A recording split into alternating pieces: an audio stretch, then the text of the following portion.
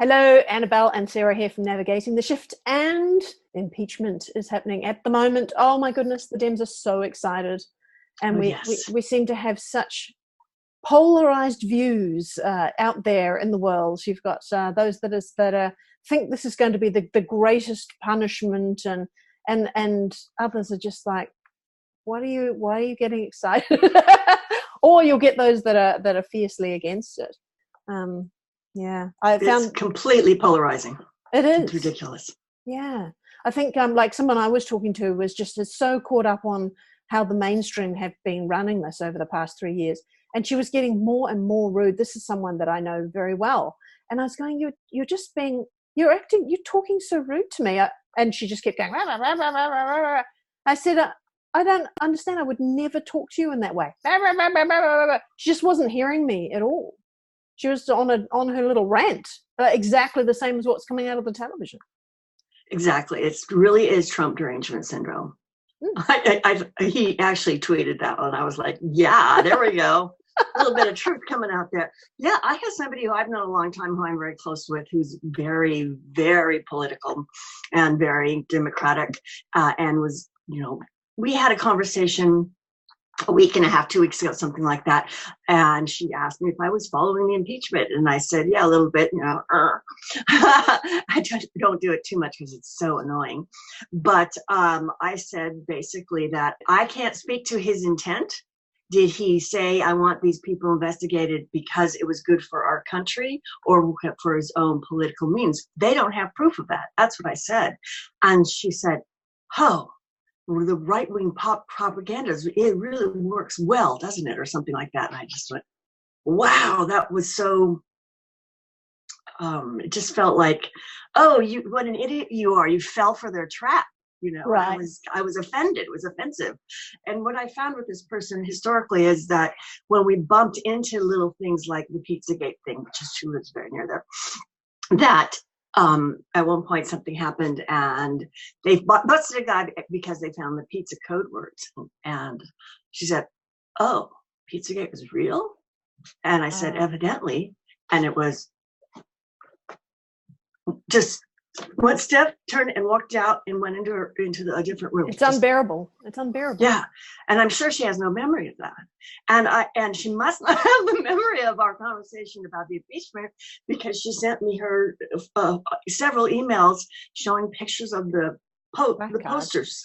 Yeah, that she was going to be wearing at the impeach and remove rally and Capitol Hill, and wrote to me all about it. And she got interviewed on, and she was so excited. She's going to be in the news. And I just said, you don't know. It's like they really can't hear. It really has gotten kind of insane. And I'm not. Why do you think that people cannot hear? I mean, they're not here. They can't hear each other. They can't see each other's perspective, which was how we were taught to have a conversation with people, that it's okay to have your opinion. And didn't we have like a whole lot of time there where it's about sharing, share your opinion. Thank you for sharing your opinion. Here is my opinion. We all learned your that. Truth. Yes. Yeah, and then suddenly that's all out the window. This is very curious. What's making people so aggressive? It shows the brainwashing of the media. I mean, if you're listening to the radio like I did today to hear their side, and it was just 24/7, just going over and over the same thing. But let's bash Trump. Let's bash Trump. Let's talk about the horrible things he did and how all these Republicans now hate him and blah blah blah blah blah. And if you're doing that, it's on TV, and most of the time people, they're these in media, the background. Right, it's in the background, and they're also designed to put you into that alpha wave zone, which makes you very hypnotizable. So people are just being boom, boom, boom, boom, boom, boom, boom, boom, boom, programmed with it, to the point that I don't think they're aware of the truth. And neither Annabelle, you or I, we're not like, oh, we love Trump, this is our president. We're not either. We see both sides. Yeah, I can see, I understand a lot of the points they made. He probably was trying to get some dirt on Biden, and I'm sure Biden is very guilty. I watched a long video last night Brave TV or something. I can't remember, but he does these blackboard presentations where he puts pictures up and arrows, and this goes here. People love that. And yeah, I do too. Yeah, and it was so obvious when you go into the process of it without taking out details, because the media handpicks certain specific things. And he showed in this presentation what the Democrat talking points were and how they were not completely accurate. Some case that showed that somebody that's supposed to be one of their good guys was proved to be a liar, but then it was thrown out by on appeal. But it was thrown out over a technicality, not because they were innocent. It's like we carefully pick our data. Take out right? all the little bits that don't quite match your agenda. Yeah, that's right. Yeah. Yeah. And also, when you have Dems that are kind of pointing the finger, the projection, right, which we've learned a lot more about over these past few years, how projection is quickly and loudly as possible accusing the opposite person of all the things that you're actually doing yourself. Now, I guess when we look at self-development, we've all done that along the way. We have, where in the smaller terms of things, not that all of us are massive criminals and murderers or whatever, but if you look out, here's an example. If you look out and you're critical of the physical appearance of people, that one's got a big nose. Oh my God, look how fat that one is. These kind of criticisms only come about when you yourself are very critical of your own body and your own appearance.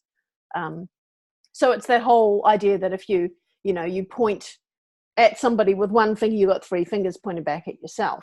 Exactly. Which has always been a lovely saying. When we get to accuse somebody of a crime, that doesn't necessarily mean the person accusing is a criminal, but other times it is.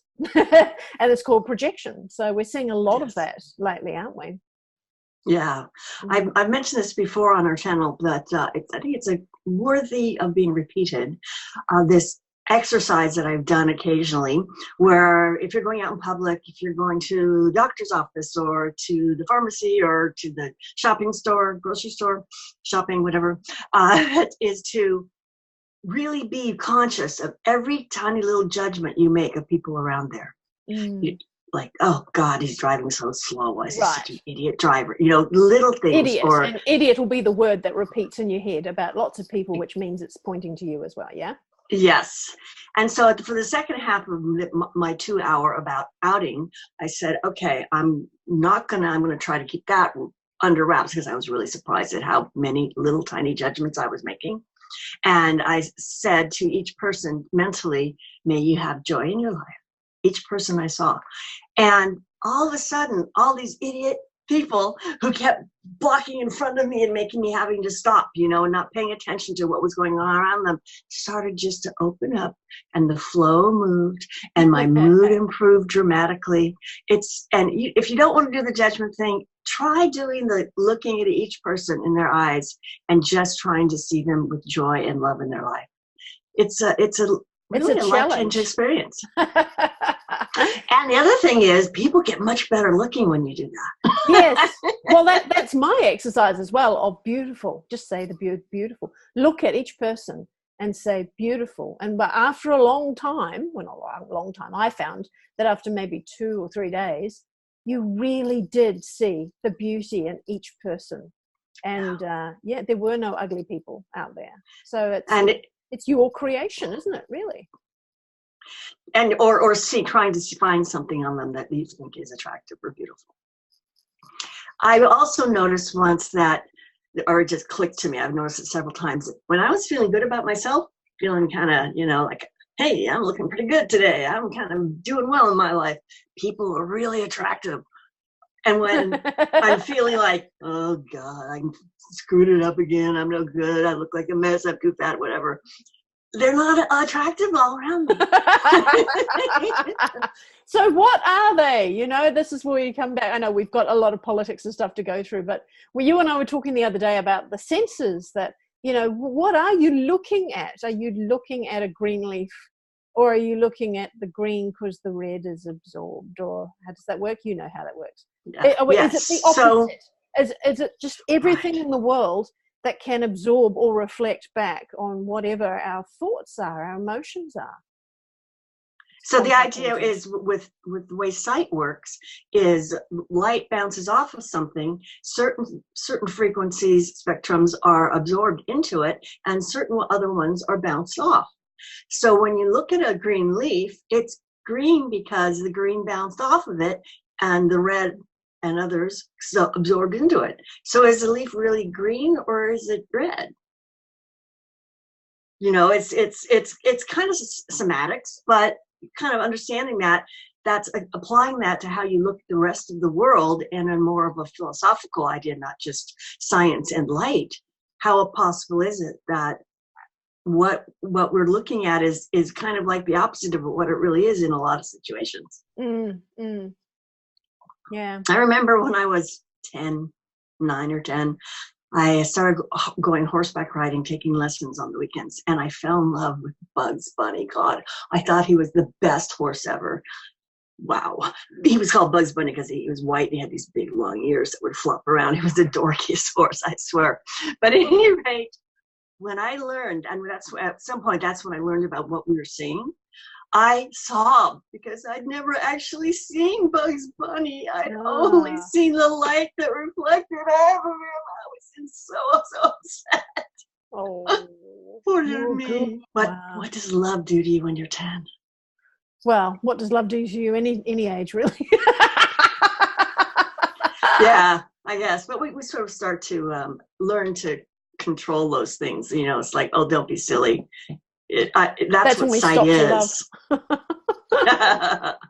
Now, we've also got other things that are happening, right? So we've got the impeachment happening, and they'll be voting, and they'll probably vote to impeach. And then the House of Senate will chuck it out, and that'll be the end of it, and they'll carry on.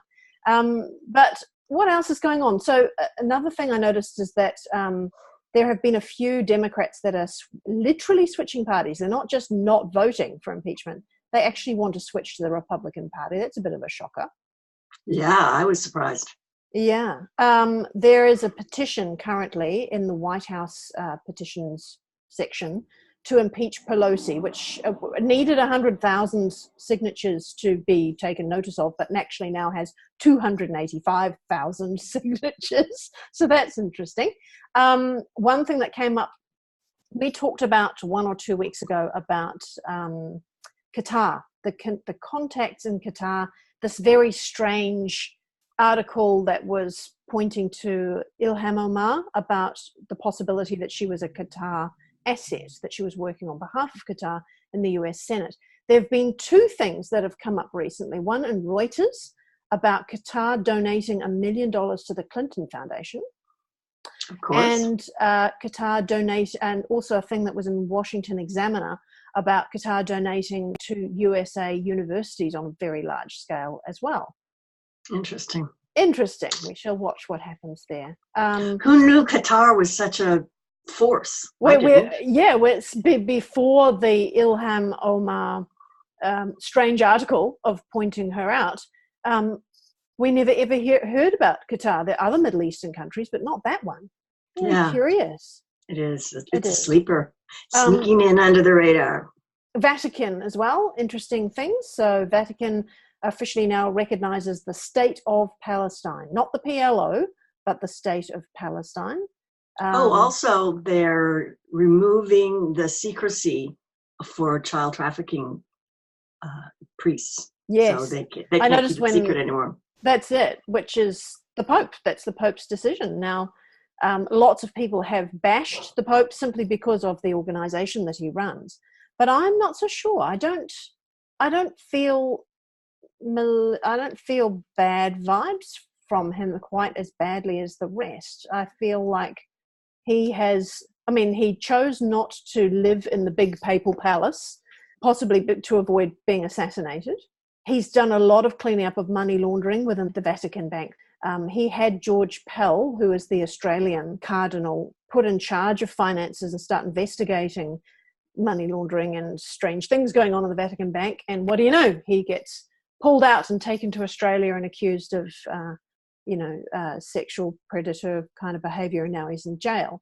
So that removed him, and then the investigation into the money laundering that he was doing was stopped. So you cannot even accuse someone that's in jail that they might have done what they actually been charged with. We just don't know. We literally don't know. I'm not saying that he's innocent, but I'm not saying he's guilty either. I just find it very interesting that that is what happened. And I think this Pope, what's your feeling about him? We know he really doesn't like Trump. He does not like Trump. Oh my God. I just, as an aside, I saw a short clip on Twitter of the Queen, and she's in her garden, and suddenly she hears helicopters, and she goes, and then she turns, she goes, oh, it sounded like Trump. I just thought that was really cute and funny. She doesn't like him either, evidently. No. She's scared of him. That's a tough one. My knee-jerk reaction is to go, he's dirty. But isn't this the one that released that Mary Magdalene was not a prostitute? Was that an earlier pope, or is that this one? I think that was announced in 1975. Actually, that was quite a long time ago. But nobody seems to pay any attention to it. I've never heard any Catholics that I've ever spoken to defend Mary Magdalene. Well, there are a lot of people within the Catholic Church that are being arrested and convicted of child abuse and trafficking offenses. But they're happening all over the place, not just Catholic. I mean, the Boy Scouts, other churches as well are having the same thing happen. So maybe it's just a general cleanup. And that maybe it also shows you is that people in all areas of life have the potential to be sexual predators. We can't point to one group and say that's where they all live, over there. That would be those you have been told to trust, right? Yeah. Accusism. It is. Well, another big thing going on in the U.S., of course, is the release of the Horowitz FISA report. IG report, was it or not? Yeah, the IG report. So it was long. There were 17 places where there were omissions and mistakes.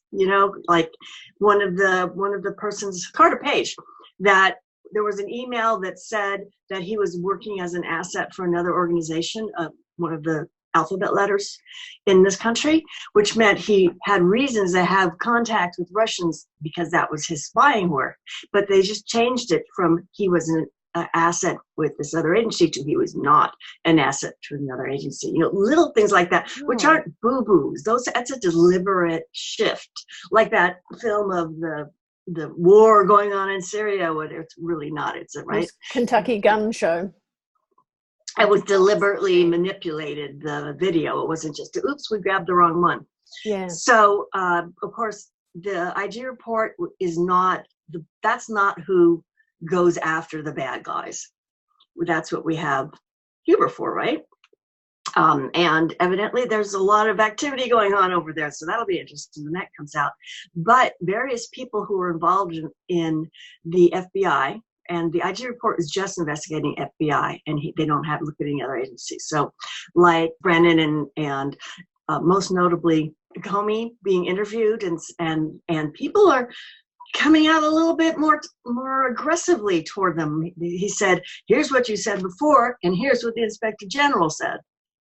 What do you say now? He said he was right, I was wrong.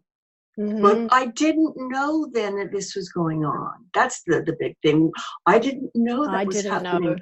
Yeah, well, isn't that was it Hillary that did most of her interviews when she was being questioned? I don't know about that. No, I don't know. I don't remember. I don't know.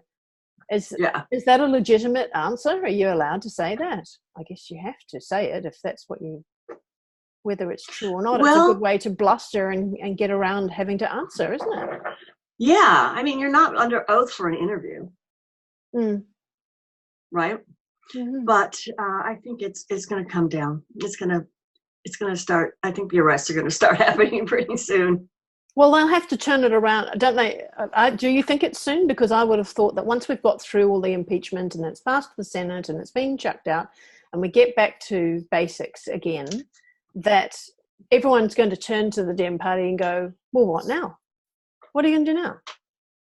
And so there'll just be this big gap. You're going to have to come up with some other plan.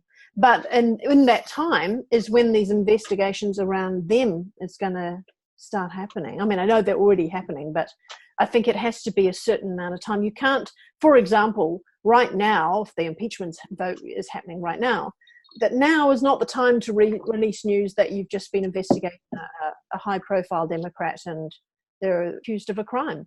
You have to leave a certain amount of time to do that, I was trying to think of what it would be strategically. Of course, you have to wait until you have enough information in the investigation, but sometimes I know they do things obviously strategically to distract from the other guy's activities.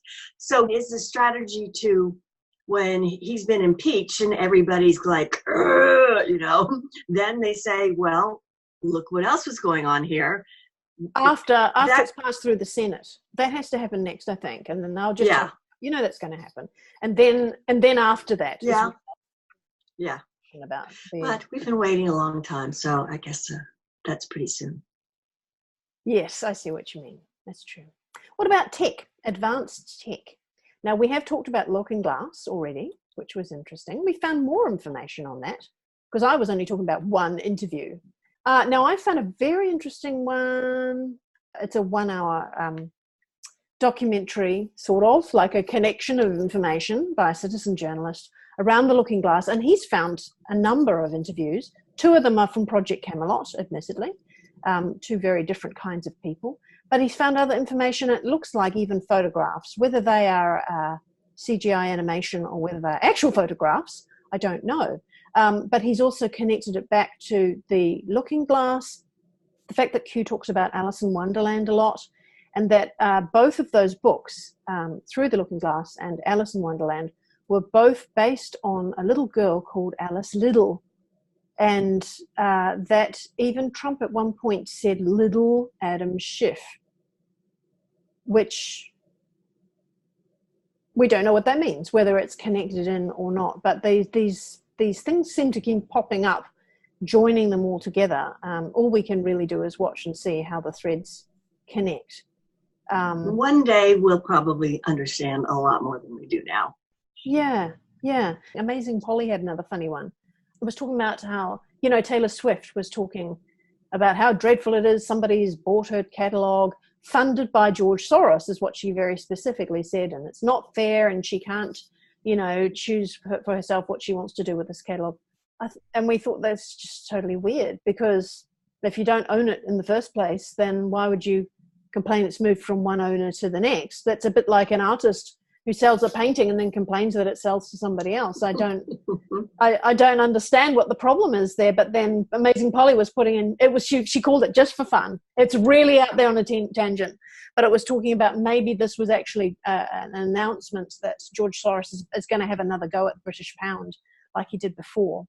Now that Boris Johnson has got back into Parliament and is still determined to do Brexit, that once before George Soros had massive amounts of British pounds and suddenly sold them all, and everybody freaked out and started selling, and the British pound dropped 15%, and then he just bought all his shares back again. So he made a massive amount of money by deliberately manipulating. That's the Rothschild little scheme that they did during the war with Bonaparte. Exactly. Yeah. So we're not sure. Yeah. And then she was looking into, well, who's Taylor Swift's father? He's in finance. He's connected to this, to this, to this. Where's the connection with Soros? It was still a bit of fun, as she said. She didn't have enough links to connect it all together, but she wondered if Taylor Swift is already owned, and it was more of a public announcement that people should know that the British pound is that Soros is about to do the same again to the British pound. Interesting. That is a little bit out there, but I guess we shall see. We will watch and see. I've got nothing else for you. No, that's enough for me too. I think that's plenty to chew on, but we'll have a good laugh at the impeachment and then watch what happens next week. That's right. Okay. Bye. Bye.